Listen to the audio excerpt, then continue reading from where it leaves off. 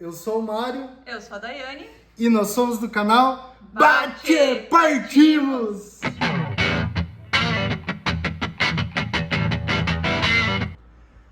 Moçada, hoje eu venho aqui falar com vocês a respeito da minha história e a respeito de várias e várias perguntas que eu tenho recebido durante esse período que nós estamos agora, tem mais ou menos uns 2, 3 anos atrás que eu gravei um vídeo falando a respeito da minha história, contando como que eu descobri a distrofia muscular. Eu vou atualizar essa história agora para vocês. E tem vídeos também, já teve bastante material, bastante conteúdo no qual eu vou respondendo as curiosidades, as perguntas. E agora chegou bastante gente nova aqui no na nossa comunidade. E agora é um bom momento para a gente atualizar esse rolê, falar certinho como é que está sendo isso daí, responder essas perguntas da galera que eles estão mandando e contar um pouco da minha história. Quem vai me ajudar agora a desenrolar esse novelo de lã é a minha esposa, Daiane Alegre, queridíssima e amada esposa, Daiane Alegre. E eu queria fazer as perguntas, fazer a entrevista. De frente com a Daiane. Isso aí, então, conta para todo mundo, Mário, como que você descobriu a distrofia, como aconteceu, quando que aconteceu. O princípio, né? Vamos partir do princípio. A distrofia muscular, ela é uma doença degenerativa. Ela ataca a fibra muscular, não permitindo que ela se regenere. Então, quando você tem uma diminuição brusca da força, infelizmente o corpo não tem condições de recriar novamente essa fibra muscular e o que você perdeu está perdido. Eu era adolescente, tinha 12, 13 anos de idade e a vida era normal. Na minha cabeça era normal, eu era um adolescente perfeito, lindo e maravilhoso. Mas conforme a idade foi passando, quando eu entrei ali na faixa entre 15 e 17 anos de idade, foi quando eu percebi que eu cansava mais do que os meus amigos. Nós jogávamos basquete, tinha a banda, então dias de ensaio, a gente estava lá de boa, vamos ensaiar aqui, era na época da banda Cosmos. E depois do ensaio, vamos jogar um basquete. E aí eu via todo mundo jogando, também via o pessoal cansado e achava que estava todo mundo tão cansado quanto eu. Mas na verdade eu já estava mais cansado do que os meus amigos. Eu acabava que eu me cansava mais rápido, mas a princípio eu achava que isso era normal, que era assim mesmo, porque eu nunca tinha visto nada diferente, não tinha sentido nada diferente. Meu pai tinha um depósito junto com os amigos dele, que era uma redistribuidora de bebidas, né?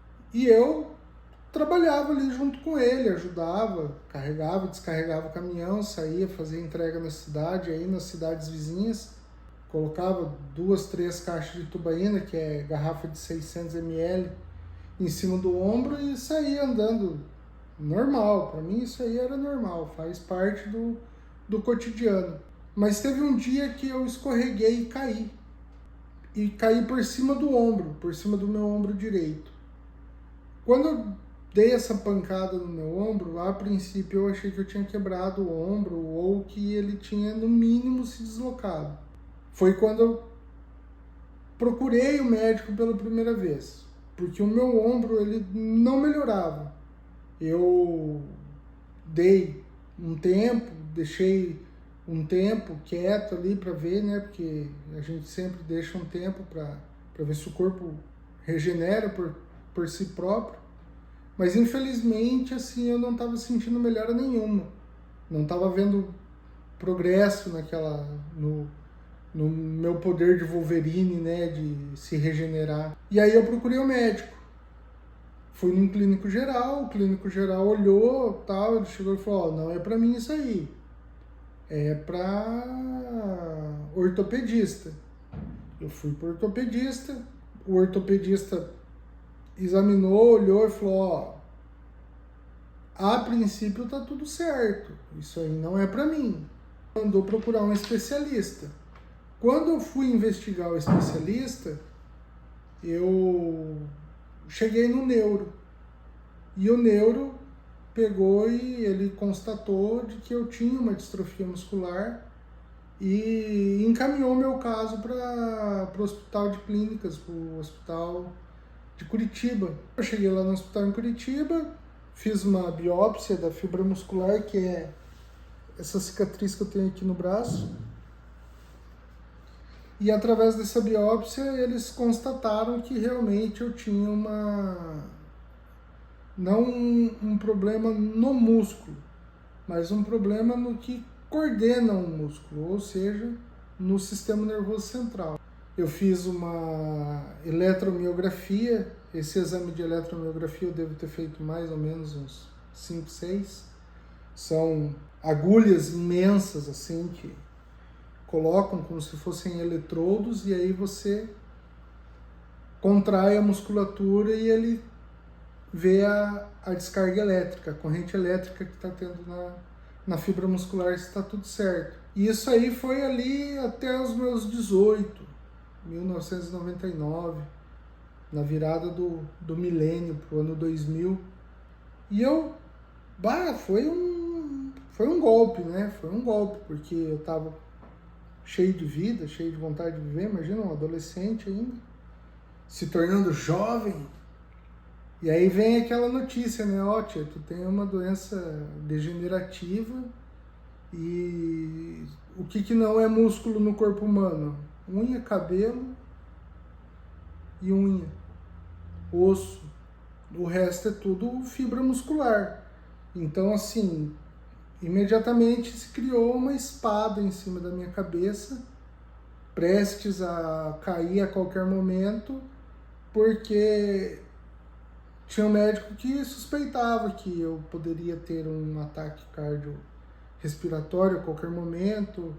Eu estava fadado a uma cama.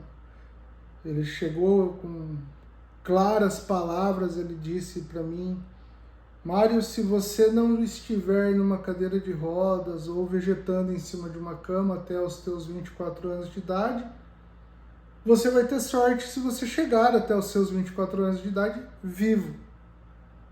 E isso foi, assim, eu acho que uma coisa muito dura para mim na época. E eu fiquei bem abalado com essa situação, bem abalado mesmo. E liguei o foda-se, não queria saber de mais nada. Mas aí que tá o problema, porque a questão não é só você ligar o foda-se, não é isso. O negócio é que nós precisamos fazer aquilo que nós temos vontade de fazer. Você tem que fazer o que você sente vontade de fazer. E a minha vontade não era de tocar o foda-se. A minha vontade era de viver plenamente. Meu desejo, a minha vontade, o que me define, é que eu tenho muita vontade de viver a vida de forma plena, saudável. Então eu comecei a viver assim, de forma plena e saudável, fazer as coisas que eu tenho vontade de fazer, sem ficar mais me preocupando com o tic-tac do relógio, porque tenho uma certeza na vida, um dia chega para todo mundo, para todos nós. Inevitavelmente, em algum momento da vida, você vai morrer. E não tem como saber quando é isso, não tem como prever isso. Então eu vou vivendo a minha vida com bastante tranquilidade agora e fazendo as coisas que eu quero. A distrofia muscular, ela é uma doença genética. A minha mãe tem a distrofia muscular, ela transmitiu para mim e transmitiu para minha irmã. Minha irmã também é portadora dessa distrofia muscular, infelizmente. E ela transmitiu também para minha sobrinha. Mas a minha sobrinha ainda é uma situação bem leve, bem imperceptível. E tomara a Deus que fique assim e que ela tenha aí anos e anos e anos e anos de vida plena e saudável. Ela é bem saudável, ela é bem tranquila. Minha irmã já tem um pouco mais de dificuldade. Aí vem a minha mãe, que também tem um pouco de dificuldade, e tenho eu, que também tenho as minhas limitações, né? Porque a distrofia muscular, ela infelizmente é uma doença que não tem tratamento, ela não tem uma cura. Não é uma questão de medicamento. Ah, toma esse medicamento. Não, é uma questão genética. O corpo é assim. Por exemplo, você tem o seu tom de pele. Todos nós temos um tom de pele. Cada um possui um tom de pele. O tom de pele faz parte do seu organismo. Então, assim, é a mesma coisa. A distrofia muscular faz parte do meu organismo. Não tem algo que eu possa fazer para tirar o efeito colateral que ela me dá, por exemplo, ela interrompe a minha marcha, ela não me permite levantar sozinho, eu não consigo mais erguer o braço acima da linha do ombro. Então, assim, são coisas que são como são. Então, você já respondeu a questão se tem cura e se tem algum tratamento. E daí perguntaram também sobre a questão da fisioterapia, se você faz fisioterapia. Fisioterapia eu tentei fazer fisioterapia quando eu era mais novo, eu devia ter 21, eu tinha 21 para 22 anos de idade, eu entrei na fisioterapia e, na hora sim, me senti monstrão, sabe? Fiquei grandão, me senti super forte, tava me sentindo o cara mais musculoso que tem na face da Terra. Mas foi coisa assim, tipo, não deu uma quaresma, não deu 40 dias assim, o meu organismo teve uma queda muito grande mesmo, assim, e eu voltei a um estágio com menos força do que eu tinha quando eu comecei a fisioterapia. Então aquilo acabou que me assustou, porque eu cheguei e falei, opa, peraí, parece que a fisioterapia acelerou o processo. Mas tentei ainda mais 2, 3 vezes. Eu me lembro bem quando eu comecei a fazer faculdade em Dourados, eu estava morando em Dourados fazendo faculdade e eu conheci um pessoal que era do curso de fisioterapia da Unigran. E eles me convidaram, eu fui lá na Unigran e eles atendem lá vários casos, né? Tem uma ala de tratamento para fisioterapia. Os professores utilizam para orientar os alunos e tal. E os professores, quando viram o meu caso lá, eles vieram, não, vamos fazer isso, tenta aquilo. Fui tese de TCC durante o tempo que eu passei lá. Mas a mesma coisa, ao fim, pouquíssimo tempo depois, assim, não deu 60 dias que eu estava fazendo fisioterapia de novo, uma baixada muito forte na minha condição física, assim, que eu senti a diferença de um dia para o outro. Eu entrei no banho, lavei o cabelo com as 2 mãos e no outro dia, quando eu fui tomar banho, eu não conseguia erguer o braço para lavar o cabelo, sabe? Porque antes eu até embalava o braço, dava um jeito ali, eu conseguia. A gente vai se adaptando, né? Vai fazendo as nossas adaptações. E aí, assim, de um dia para o outro, eu tentei o movimento e não deu certo. Eu falei, ô louco, aí não, né? Dei um tempo na fisioterapia de novo. O tratamento que eu fiz, o acompanhamento que eu tive, que eu me senti muito bem, assim, e não me senti prejudicado, digamos assim, eu não tive perda de massa muscular, não tive perda de amplitude de movimento, foi com a acupuntura e com sessões de massagem, que é só parte de alongamento, massagem para melhorar a circulação do organismo, mas não tem aquela situação de repetição, de esforço físico. Isso aí é uma coisa que é complicada. Não dá para ficar fazendo. Que é com Cláudia Tereza em Dourados. Muito bons. STO Saúde e Terapia Oriental. Eles estão lá em Dourados, no Parque Alvorada, bem pertinho da Unigran. Bem pertinho da Unigran. Super recomendo, o tratamento deles é top. Top, top. Uma pergunta que é bem frequente, todo mundo perguntar, de questionar, é a questão se você sente dor. Isso é uma pergunta que sempre o pessoal pergunta, tanto na rua quanto no Instagram, em todos essa, os lugares, na verdade, eu escuto quase todos os dias. Infelizmente, a dor é uma companheira inseparável. A distrofia muscular, ela causa a queima da fibra. Uma das explicações que eu recebi, um dos comentários que eu recebi, é que o meu sistema nervoso central não permite que os músculos relaxem. Então é como se mantesse em tensão constante. Essa tensão constante, ela provoca fadiga. Fadiga mesmo. Essa fadiga é a situação assim, você fez uma longa caminhada, você fez um esforço físico muito grande, e aí você sente aquela fadiga muscular, o cansaço.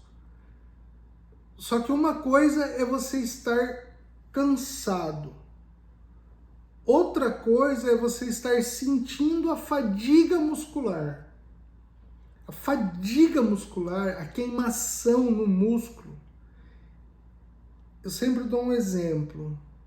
Tu pega alguma coisa na mão, qualquer coisa. Pega uma garrafa dessas de água e estica a mão. Fica com o teu braço esticado para frente, como se você estivesse oferecendo essa água para alguém. 500 ml de água. Tchê, vai chegar um momento que tu vai querer botar essa água fora. Tu vai botar a garrafa fora. Tu vai pensar, tu vai refletir se a dor que você está sentindo compensa você manter aquela garrafa d'água na sua mão. Só que aí que está o lance da distrofia muscular. Não tem como botar a garrafa de água fora. Não tem como você soltar a sacolinha de compra. Não tem como você parar, entrar na sombra e descansar. Ela não cessa, ela não para. Ela queima até o músculo morrer. Até o músculo se acabar. Não tem como você dizer assim, não, beleza, eu vou descansar. Você pode descansar, eu deito para descansar, eu durmo, todos os dias a gente deita para descansar, todo mundo faz isso, faz parte do ciclo do ser humano. E conforme eu vou relaxando, conforme eu vou entrando no sono, automaticamente, quando às vezes eu acordo, eu tô assim, ó, com os braços enrolados, com tudo tenso, assim, o corpo todo tenso, porque o meu sistema nervoso central não permite que o corpo desligue. Eu durmo, acostumei já com isso, então assim, durmo meia hora, 40 minutos, mas quando eu durmo, eu durmo. Quando eu apago, pode carregar a cama, pode chegar, me puxar pelas pernas e jogar no chão que eu não acordo. Só que são intervalos curtos, a minha noite ela passa toda picoteada, eu acordo várias vezes durante a noite, cada vez que eu sinto vontade de me mexer, de mudar de posição, aí eu sinto, estico os braços de novo, assim, as mãos chegam a estar amortecidas. Às vezes eu tô deitado assim, de repente eu acordo assim, o meu pé tá dormente, tá formigando, eu vejo, eu tô deitado de lado assim em cima da perna, aí eu pego, viro pro outro lado. E aí é isso aí. É assim que eu passo as noites daí. Então ela não tem aquele momento de é isso, deu. Ela continua queimando. E uma coisa que é bom para colocar também, que é algumas perguntas, é referente a relação se você é cadeirante, né? Assim, desde sempre ou não. Como que foi o avanço da doença ao longo dos anos? Conta como que, assim, quando começou a ocorrer, né? Digamos assim, de uns 10 anos pra cá, como que foi? 10 anos. Eu posso espichar um pouquinho para 15. Os últimos 15 anos. Porque 15 anos atrás, eu praticamente ignorava a distrofia muscular. Andava de moto, caminhava longas distâncias, até me atrevia a jogar basquete, a jogar uma partida de futebol, alguma coisa assim. Dançar, adorava dançar. Nossa, dançarino, pé de valsa. Frequentava o CTG, dançava nas festas, quando a gente ia no show de banda, essas coisas, ficava pulando o show inteiro. Isso era plenitude. Lembra que eu falei para vocês, né? Viver, fazer o que você quer de forma plena e saudável. 5 anos se passaram, chegamos aos 10 anos, eu já estava começando a arrastar a ponta do pé. É a síndrome do pé caído, porque daí eu já não tinha mais condições de levantar a ponta do pé. Já não fazia mais polichinelo, por exemplo, não conseguia. Para bater palma no alto da cabeça não dava, impossível. Mas a síndrome do pé caído, eu acho que foi a hora que a minha ficha começou a cair, que o assunto é sério, que a coisa é séria e que a distrofia muscular ela pega mesmo, ela não dá folga, ela não dá moleza. Então eu lembro que eu comecei a utilizar um coturno com uma órtese para firmar o pé. Porque quando você caminha, o normal da sua passada é você colocar primeiro o calcanhar no chão e depois a sola do pé, finalizando a ponta, que aí você dá um impulso para o próximo passo. A síndrome do pé caído, ela não permite que você pise primeiro com o calcanhar. Quando você tenta dar um passo à frente, você leva a ponta do pé primeiro ao chão. E aí você tem que colocar a ponta do pé, a sola do pé e apoiar o calcanhar. Fica ao contrário o movimento. Então eu utilizava essa órtese, porque daí ela substituía a palmilha do meu coturno e ela era amarrada na minha canela. O problema disso é que o teu pé fica parado, imóvel. E acabou que eu acelerei ainda mais a distrofia na minha perna direita. Eu percebi assim que eu tirava o coturno, eu estava com o pé totalmente bambo.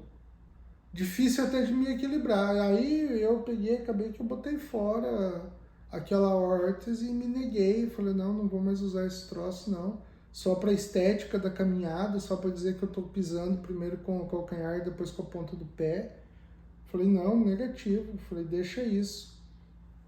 Voltei a caminhar sem a órtese daí, mas já comecei a desenvolver uma marcha mais lenta, comecei a não correr, fui me adaptando. E aí eu adquiri o hábito de comprar um par de calçado por ano, que era um coturno. Eu comprava o coturno uma vez no ano, porque eu caminhava assim, antes de completar um ano de uso do calçado, o pé esquerdo zero, novo, o pé direito furado. Furava, andava até furar a ponta do sapato. Aí ia lá e comprava outro, dava certinho assim, um ano de batidão, de escola, tal, era isso aí. Depois o coturno ficou pesado, eu passei a usar a alpargata. A alpargata me deu mais um oxigênio na caminhada. Então eu comecei a usar a alpargata e na escola, é teletransporte, né? 7h50, tocou o sinal, tu tem que sair do primeiro ano e entrar no terceiro ano, e não importa quantas salas de aula tem entre esse rolê. Você tem que sair de uma sala e entrar na outra, porque 7h50 acaba a aula do primeiro ano e 7h50 começa a aula do terceiro ano. Só um exemplo. Então, assim, tu pega e vai em marcha. Junta tuas coisas e vai. Só vai. E aí eu comecei a sentir que essas distâncias começaram a me judiar. Aí eu fui, me adaptei de novo na escola, conversei com o pessoal lá, nós nos organizamos. Aí eu fiquei alocado numa sala, e aí eram os alunos que vinham até a minha aula.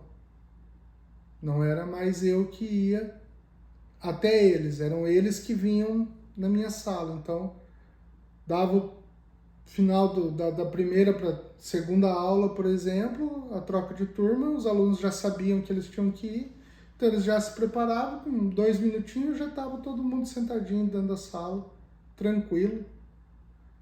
Nesse período eu me casei com Daiane Alegre, e no dia do nosso casamento, na exaustão da festa, porque eu queria aproveitar aquilo lá o máximo possível, a minha perna deu uma falhada, assim, e eu caí sentado em cima dos meus calcanhares. Eu me lembro do rolê, assim, que foi a escolha do sapato, um sapato bico fino, longo. Eu entrei na porta da igreja e chutei a canela do padre. Coisa mais linda. Ele era... como é que se diz, né? Ele era... Invernizado, assim. Ele era, nossa, top. O sapato mais top que eu tive em toda a minha vida. Isso em 2015, né, gente? Isso era já outubro de 2015. Outubro de 2015. Então eu procurei o sapato, eu queria aquele sapato brilhoso, lustrado, e ele era sola de madeira. E eu procurava outro, que eu queria um com sola de borracha, porque, imagina, eu já estava, né, com toda aquela minha dificuldade ali, se eu tomasse um escorregão. Que podia acontecer, sola de madeira é uma sola lisa, né, um sapato de sola lisa.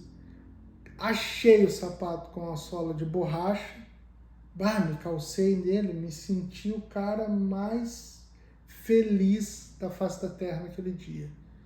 Meu casamento com a Daiane. Lá pelas 3 da manhã, depois de toda a festa, depois de todo o rolê, eu exaustei assim e as pernas falharam. E nisso, quando eu desequilibrei, que eu fui cair, devido à sola de borracha, os meus pés não saíram do lugar. Então eu não tive aquele lance assim que eu empurrei os pés para frente e caí sentado de bunda, por exemplo, ou de costas. Quando as pernas falharam, eu caí sentado em cima dos meus calcanhares, assim, porque os meus pés não se mexeram um único milímetro. E aí, a hora que eu bati a bunda no calcanhar, assim, eu senti os nervos do joelho. Crack! E dali eu já levantei com ajuda e já me escorei e já peguei uma bengala na mão e nunca mais larguei. Então eu usava uma bengala para caminhar. Então, assim, da minha marcha natural, normal, eu testei a órtese com o coturno, abandonei. Aí eu abandonei o coturno, porque estava pesado. Aí eu aderi à alpargata, porque era um calçado mais leve, e depois eu comecei a utilizar uma bengala. 2016, 17, 18. E começaram os tombos também, né? Infelizmente, assim, eu fiquei mais vulnerável aos tombos. Às vezes eu apoiava a bengala no chão e ela pegava em alguma coisa ali, desequilibrava, e aí, meu amigo, depois que vai, não para, só quando chega no final do rolê. E os meus tombos são cinematográficos, assim, ó. Pega uma tábua, põe ela de pé e empurra, assim, e fica olhando ela cair. É desse jeito que eu caio. Eu não... Uma vez eu tentei botar o braço assim por reflexo, eu bati o cotovelo, meu Deus do céu, aquilo lá, só de lembrar chega a dar uma coisa, porque não compensa botar a mão assim para se defender. O máximo que eu consigo fazer é botar o ombro e o rosto assim juntos para tentar amenizar a batida. Mas eu não consigo botar os braços, nem quero botar os braços, porque chegar a quebrar algum osso, meu Deus do céu, tô enrolado. E eu tomei assim uns 4 tombos seguidos, andando no pátio da universidade, andando no pátio da escola, andando dentro de casa, de chegar assim, parece que... Sabe quando cai a chave, tu desliga o disjuntor? Bum! Automático, assim, ó, você vira passageiro do seu corpo. O corpo, infelizmente, sim, ele tem hora que ele dá umas bugadas, assim, geralmente quando eu tô muito cansado. Aí, peguei 2 bengalas. Comecei a me equilibrar com 2 bengalas. Aí era uma na direita e uma na esquerda. Aí eu virei o Jason, cara. Eu andava, mas era o Flash. Passava, cruzava o pátio de um lado pro outro, mas ia mais rápido que tudo. Nunca tinha caminhado tão rápido na minha vida que nem eu tava me sentindo caminhando com 2 bengalas. Apoiado, né? E embora. Mas, de novo, E uma coisa quedas, até aí quedas, é a quedas. questão das quedas. E até esse momento o Mário... Até esse momento não. Até pouco tempo atrás o Mário conseguia levantar sozinho e, por exemplo, levantar da cama, de qualquer lugar. Logicamente que os lugares tinham que ser um pouco mais altos, porque senão não conseguia levantar. Acima da linha do joelho eu conseguia levantar. E também a questão de tomar banho sozinho, né? Então até pouco tempo atrás, para tomar banho era tranquilo, porque o Mário tomava banho com a ajuda Apoiado nas barras. nas barras, né? No banheiro. Apoiado nas barras, que tinham barras fixas no banheiro. Eu me agarrava na barra ali e ali eu conseguia me virar, conseguia tomar meu banho. Sentava no vaso, me agarrava na barra e me levantava sozinho, né? E depois a gente até vai fazer um Reels para colocar no Instagram a questão do banheiro, né? Que o banheiro, de uns tempos para cá, foi desde 2017, 2016, finalzinho de 2016, início de 2017, que daí começou a questão de ter o vaso mais alto. Então aqui na casa da mãe do Mário, aqui é Mumbai, que a gente tá por enquanto aqui, hoje é dia 27 de fevereiro de 2024, então nós estamos aqui. Então no banheiro, aqui nas outras casas que a gente morou, a gente ou colocava o assento elevado ou subia o vaso mesmo, né? Fazia um suporte.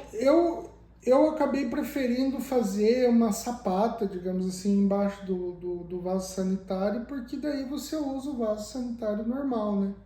Da forma como todo mundo usa. Aí depois a gente vai colocar até uma fotinha aqui, como que é essa base, né, que ajudava. Vou colocar aqui agora, ó.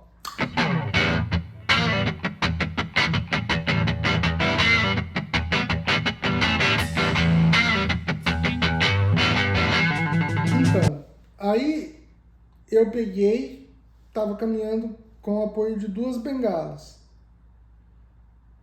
Começamos o nosso rolê agora. Essas 2 bengalas eu usei ela bastante tempo, 2019, 20, 21, 22. 2022, Daiane Alegre chegou e falou: Mário, acho que tá na hora da gente adquirir uma cadeira de rodas, porque tem muito rolê que a gente quer fazer.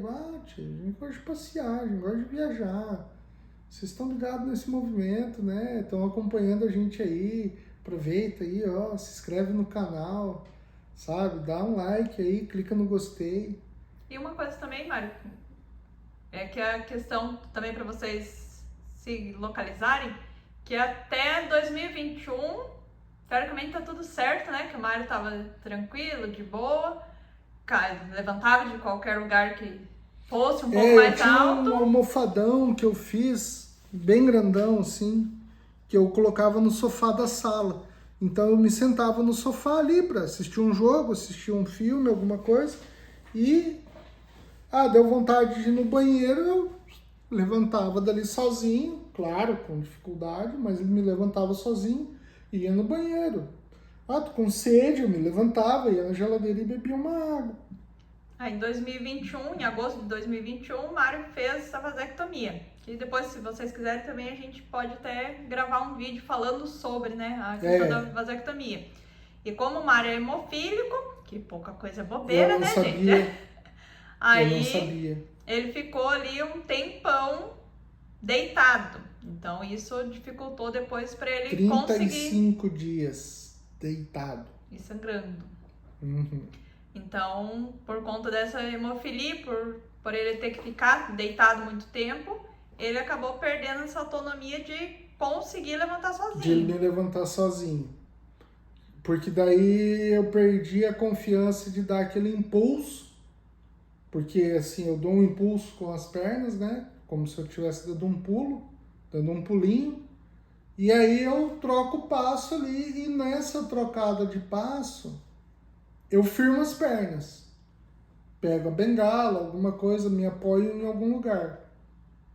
E acabou que depois desse lance da vasectomia ali, eu não conseguia mais ter confiança de dar o pulo, porque quando eu tentei algumas vezes, primeiro que eu sentia dor, por causa do coágulo que se formou e ficou ali um tempo. Então essa dor acabou assim, eu sentia uma dor muito forte nos testículos, daí eu não conseguia mais dar o impulso. Mas isso não é o problema da vasectomia, isso aí é o problema do meu pós-operatório devido à minha hemofilia, é uma coisa distinta da outra. E daí após essa parte da vasectomia, o Mário, a partir de 2021, né, a partir de agosto de 2021, não levantou mais sozinho, sempre precisava de ajuda. Só que essa ajuda, por exemplo, eu conseguia levantar sozinha, então foi tranquilo. Porque daí eu me segurava na cintura da Daiane, a Daiane me segurava pelos braços, eu deixava as pernas retas e fazia o contrapeso, né? Ela usava o peso dela, daí junto com o meu impulso, dava o contrapeso, como eu estava firme segurando nela e ela firme segurando em mim, eu tinha condições de firmar as pernas de novo, pegar as bengalas, ficar em pé e sair caminhando. Algo que agora em dezembro me faltou. Eu tinha que sair, aí eu fui entrar na caminhonete, quando eu dei um passo lateral, porque a caminhonete estava estacionada do lado da calçada, e a calçada tinha uma inclinação. Devido a essa inclinação, eu não estava me colocando de pé. Eu evitava o esforço de ficar de pé e me segurando na Daiane, eu dava 2, 3 passos de forma lateral e aí eu vinha para trás para entrar dentro da caminhonete. Quando eu fui dar esse passo lateral, eu enrosquei o pé na calçada e virei o pé. Quando eu virei o pé, eu caí de novo em cima do meu joelho. E aí minha perna inchou, doeu. Aí eu pedi para a Daiane, eu falei, não, vamos no hospital. Aí quando eu fui pro lado do carona, porque eu não me senti com condições de dirigir naquele momento, que eu fui entrar, eu torci o pé esquerdo e torci o meu dedão esquerdo. Então fiquei com as duas pernas doendo. Então, assim, a partir de dezembro, quando eu tive essas duas quedas no mesmo dia, que eu fiquei com os pés inchados e doloridos, depois eu tive mais uma sequência de quedas também, que foi na tarde do dia 25, eu parei aqui na calçada, era plana tal, eu já estava me sentindo mais confiante, falei para a Daiane, não, me deixa de pé aqui na porta um pouco e pode pegar a cadeira de rodas. E nesse espera um pouco, as pernas falharam e eu caí de novo em cima das minhas pernas. E na virada do ano, do dia 31, nós estávamos aqui, toda a família reunida, tal, aquele movimento, e eu acabei tendo uma queda, caí da cadeira de rodas. Se vocês quiserem acreditar, acreditem, mas eu caí da cadeira de rodas na rampa e acabei que me machuquei de novo. E agora, quase 60 dias depois deste tombo, né, porque já estamos agora no final de fevereiro, que eu estou tendo de novo assim um pouquinho de firmeza nas pernas para tentar eu e a Daiane levantar sozinho da cadeira. Mas a princípio ou eu rolo para cima da cama ou mais uma pessoa ajuda eu ficar levantar da cadeira junto com a Daiane, e daí são 3 pessoas necessárias para me colocar de pé, pelo menos meio pé, né? Porque eu fico com as pernas retas assim, mas ainda não tive condições de ficar na posição ereta novamente, porque o joelho ainda dói, a panturrilha ainda dói, mas já estou fazendo o tratamento aí para deixar isso normalizado o quanto antes. Aí a cadeira de rodas, no final de 2022, que a gente adquiriu para facilitar. A princípio o Mário relutou bastante, mas é uma coisa que facilitou muito o rolê para a questão assim, de ser mais rápido, de se locomover e para evitar os tombos que estavam sendo mais frequentes, né? Porque daí chegava assim, a gente chegava nos locais, vamos ali no shopping, o shopping tem cadeira. Mas chegou dias assim de eu ir lá e não ter uma cadeira disponível, né? Eu falei, não, então vamos adquirir uma cadeira. Vamos lá visitar um amigo, aí tu chega, senta na cadeira, às vezes tem que atravessar uma grama, às vezes tem que atravessar uma calçada, tem que dar alguns passos para se deslocar, e isso já me surgiu o risco de queda. E o problema da minha queda é a hemofilia, porque se eu der uma bela de uma cabeçada, a chance de eu ter uma hemorragia interna é muito grande. Então isso me deixou bem apreensivo. Eu falei, não, vamos andar de cadeira de rodas. Adquirimos a cadeira de rodas. E em 2023, que foi abril do ano passado, nós adquirimos a cadeira de banho, que facilitou também, que depois, para não ficar tão extenso esse vídeo, a gente também comenta que foi uma coisa que facilitou muito, porque antes usava para sair para os lugares, né, para ir viajar, usava o assento elevado e mais algumas tampas soltas. Quase como se fosse 2 assentos elevados. Aí que corria o risco grande de cair, né? Uhum. Então era mais perigoso, e o Mário, com esse tamanho todo, a hora que ia sentar, era o embalo. Então é muito peso em cima do vaso. Então, fora aquele dia que a gente caiu no banho lá em onde que a gente estava? Em Brusque? Então, assim, por conta disso, a gente adquiriu a cadeira de banho, que facilitou e muito o rolê. Então, depois, qualquer coisa, a gente vai fazer um vídeo também sobre os equipamentos e os meios de locomoção. E aí, depois que a gente foi amadurecendo o rolê e resolvemos botar o pé na estrada, o Fernando chegou e falou, não, tu tem que ficar com o Chapolin colorado e eu vou te falar. E eu vou te falar uma coisa, tia. Foi uma bela de uma aquisição, viu? Porque com ela eu vou pra tudo quanto é lugar. Que facilitou. E daí, então, encerrando essa parte, uma coisa, qual que seria a sua maior dificuldade hoje, Mário? A minha maior dificuldade hoje é banheiro, usar o banheiro. Porque eu não tenho mais autonomia, né? Não é mais um rolê que eu consigo fazer sozinho. Então, toda vez que eu tenho vontade de ir no banheiro, eu preciso que alguém me ajude. Isso eu acho que é a coisa que mais me pega. É onde o meu calo dói. O meu calo dói na hora de ir no banheiro. E uma pergunta também que algumas pessoas fazem, quase que frequentemente, é a questão, como que é a questão psicológica? Tem que ser forte mentalmente, viu? Porque tem dias que bate, tem dias que a bad bate e ela bate colocada, Mas ao mesmo tempo que ela bate colocada assim, eu dou aquela travada nos dentes e não admito, eu não aceito. Assim, é uma luta diária, é uma luta constante contra o mau humor, contra a lamúria, porque ao mesmo tempo que eu tenho essa distrofia muscular, ao mesmo tempo que eu sinto essa queimação, ao mesmo tempo que eu tenho muitas dificuldades, Eu faço o que eu tenho vontade de fazer e eu vivo a minha vida de forma plena e saudável, que é o meu plano principal, é isso aí. Sai de casa e vem pro limpo, jovem. Tem que viver a vida. Tem que viver a vida, tem que fazer aquilo que você tem vontade de fazer. Ah, tô com vontade de comer um açaí. Vai lá e come um açaí. Ah, eu quero ir no cinema. Vai no cinema. Ah, eu vi um tênis bonito ali, eu acho que eu vou comprar pra mim. Não, não acho, jovem. Vai lá e compra. Pega as coisas que você quer. Faz aquilo que você tem vontade de fazer. Porque quando você faz o que você tem vontade de fazer, é como se você estivesse suprindo uma necessidade básica e urgente. Você sente sede, você vai lá e bebe água, isso te dá satisfação. Você sente fome, você vai lá e come, isso te dá satisfação.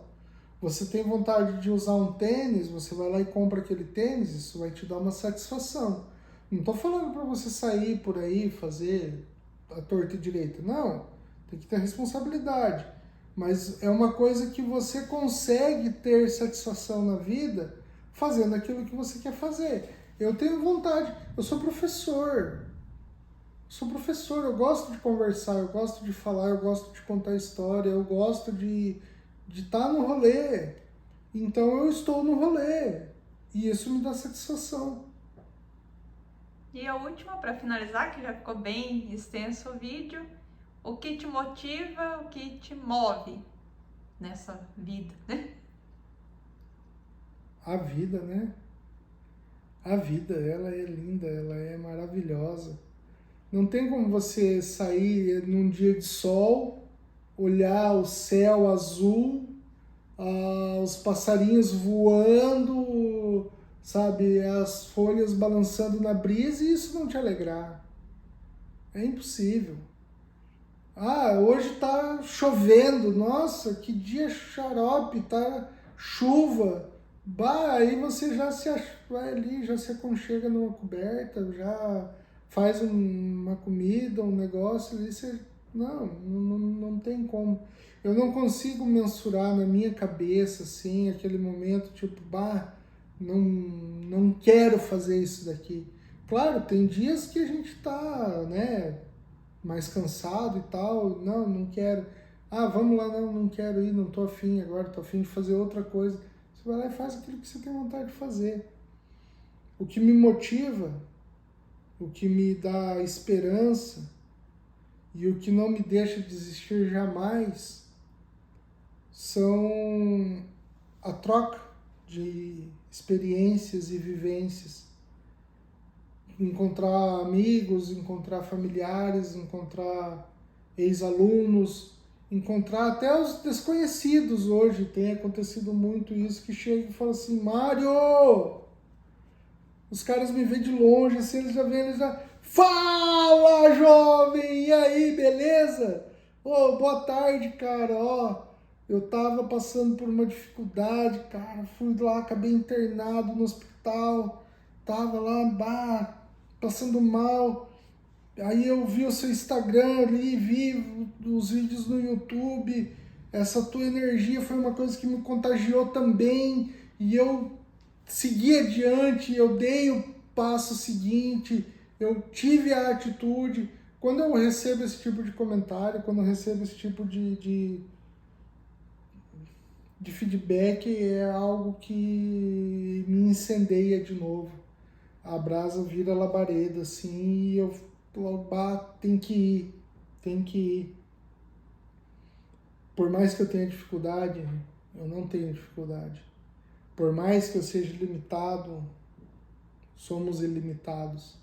Por mais que a gente se sinta incapaz, somos extremamente capacitados. É uma coisa, é divino, é Deus, é Deus, é a energia do cosmos que nos complementa e não tem como parar. Não tem como parar. Somos imparáveis. Então é isso, gente. Ficou bem extenso esse vídeo, mas se gostou, curte, comenta, compartilha. Se inscreve no canal. E continua acompanhando. Bate! Partimos!